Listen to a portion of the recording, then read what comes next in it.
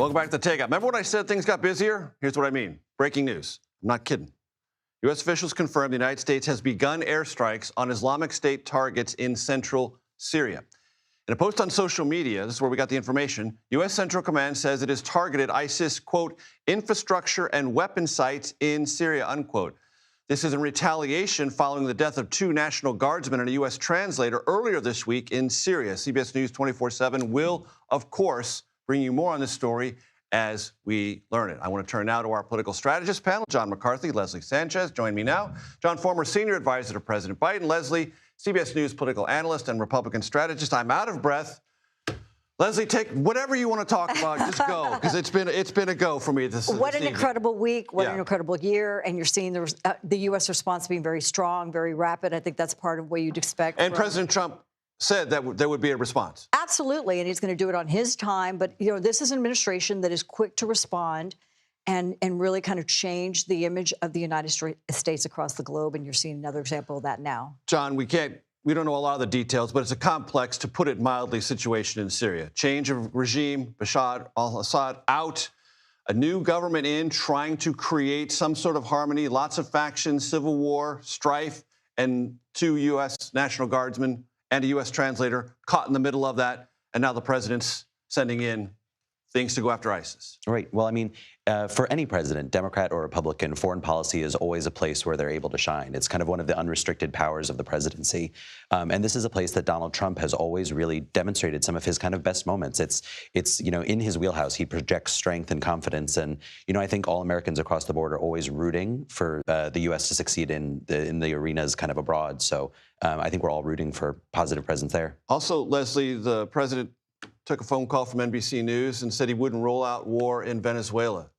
How does that fit within the peacemaker president modality of President Trump 2.0? I think the president's been laying out a very strategic conversation, even going back to his last administration, about the need to remove Nicolas Maduro? Yeah, Maduro and this type of threat. I mean, you certainly have Secretary of State Rubio has been talking about this, even as a senator. This has been a long-standing position of the United States about the ongoing threat and the relationship that they have in this territory. Yes, there's a larger presence there now, but I think 15,000 Marines, naval personnel, special operators, and an aircraft carrier strike force. But the takeaway on that is that it's a president of action who is going to look at all the different options on the table.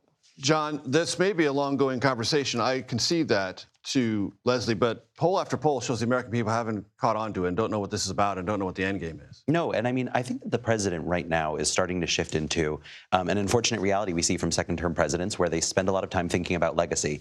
And almost all of the news stories that we've seen this week, this month, have really been about Donald Trump almost being a lame duck president. He's looking for areas that he is able to kind of showcase his strength politically in sectors of foreign policy, really because he knows that he needs to keep the attention on him if he wants to kind of keep being at the center of the stage. Leslie, I want to get to you on something we started with tonight. Elise Stefanik not any longer running for governor in New York and not seeking re-election. That is a tidal wave. That's a tidal wave in the Republican Party because she has been a stalwart supporter of the president, big in leadership in the House. You know, thought she had a real chance at that governor's race. I think a lot of Republicans did too early on. So the early polling, though, was not so great. It's not great. It's a really difficult time, and I want to kind of build on that point. It's also we're heading into that midterm, right, where there's going to be repercussions. It's not going to be the most positive year for any president that would be in there. And Cynthia Loomis, Republican from Wyoming, also announcing not seeking re-election. John, does this tell you something about the mindset of congressional Republicans? I mean, I think you're starting to see what is going to be many